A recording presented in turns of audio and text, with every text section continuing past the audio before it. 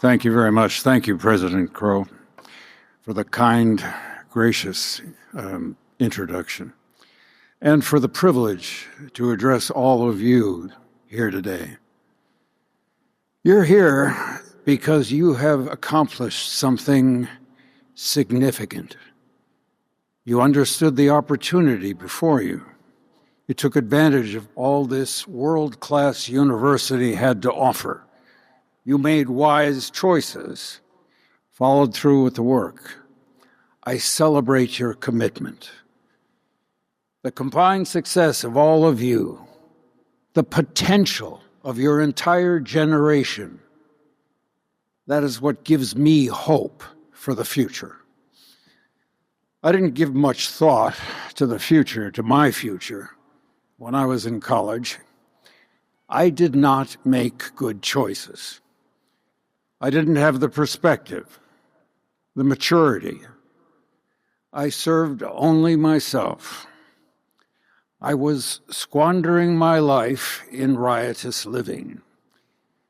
By my junior year, I was in real trouble, grade point-wise, and looking for an easy A. I took a course the catalog called Drama, the study of plays. We'd be responsible for putting on plays for the college, but I didn't give that part much thought. I thought I'd work in the box office or build sets. My classmates were people I had previously discounted as geeks and misfits. But I soon realized I was a geek and a misfit.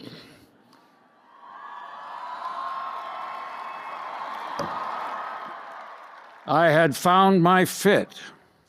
These were my people. Turns out I didn't work in the box office. Instead, I had major parts in 5 or 6 plays that we put on that year. I began to find myself on stage pretending to be someone else. I had always seen myself as shy, but hiding in character and costume and makeup. I had a freedom, a bravery I had never felt before, and I got an A.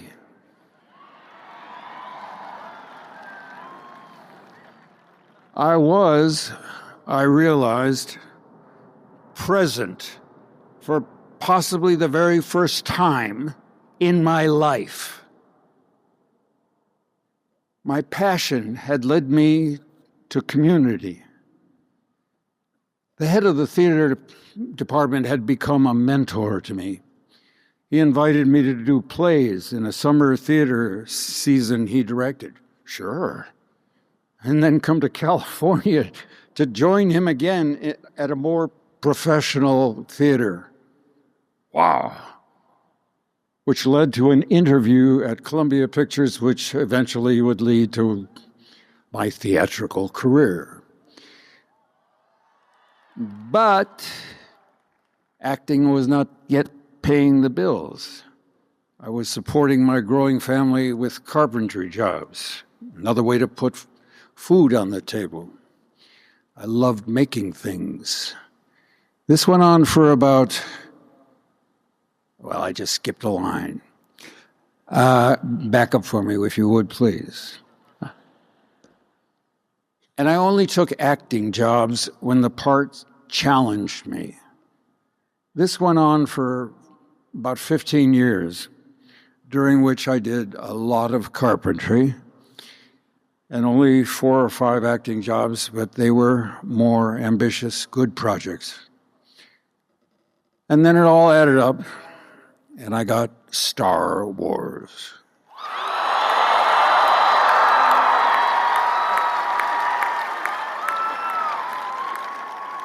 The load lightened. I had freedom, opportunity, but something was still missing. Passion and purpose are not the same thing. Passion brings you joy. Purpose brings you meaning. Passion gets you out of bed in the morning, but purpose allows you to sleep at night.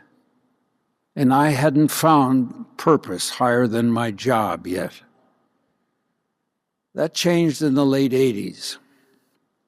I was living in Wyoming, and I was impressed by a group of people that I met there who had recently formed a not-profit called Conservation International.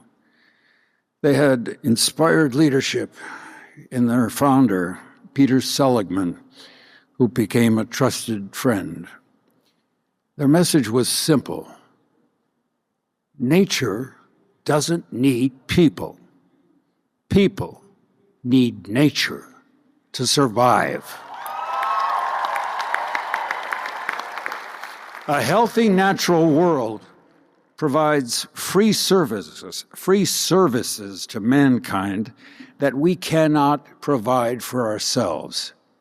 Oxygen in the air we breathe, pollinators for our crops, fresh water and carbon capture from our forests, wetlands, and ocean, medicines present and future from the rainforest.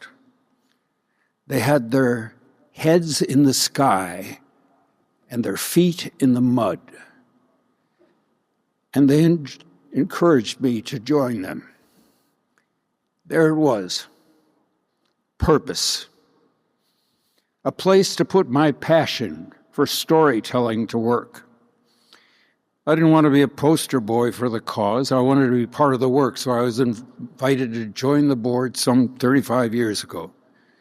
And that's why I stand here now before you to represent for nature, the source of life itself.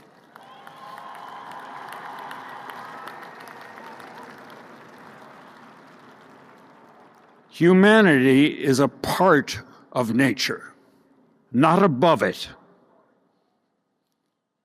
We have an essential mandate to protect 30% of the world's land and sea by 2030, to prevent the mass extinction, to slow the warming of our planet.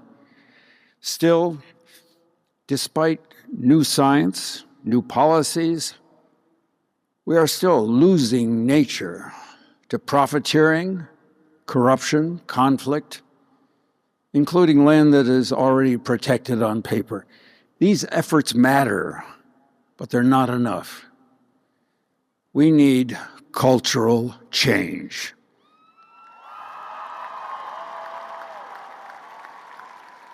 We need to extend social justice. We need to respect and elevate the indigenous peoples that are being marginalized and in many cases killed in cold blood. These communities have long understood that the trees, the mountain, water, soil are not commodities. They are relatives to be cherished for following generations to embrace and protect.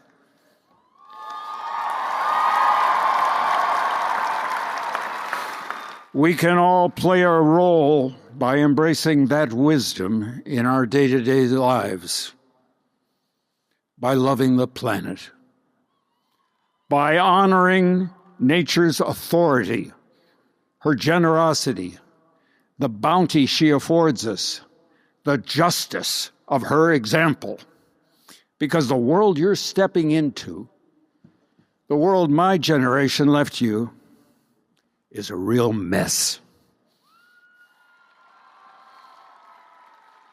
Saving nature isn't our only job. There are opportunities to be embraced in society and business, in the kind of lives we live. So find a place for yourself. Whatever talent or ambition you have, find some way to put it to work. Build something that didn't exist yesterday. Stand up for someone who can't stand up for themselves. Bring people together who weren't talking before. That's leadership. That's what moves the needle. Your generation has far more power than you may realize. And if you harness that power, if you find your leadership, your issues, your voice, the world will not be able to ignore you. You will have to be accommodated. Believe me, I know that's true. Don't wait. When opportunity presents, recognize it. This is your time. Own it. Enjoy every second of it. Because what could be worse than getting to the end of your life and realizing that you haven't fully lived it? Congratulations. Go change the world. Access over 1,000 resources to improve your English faster. Everything's in one place.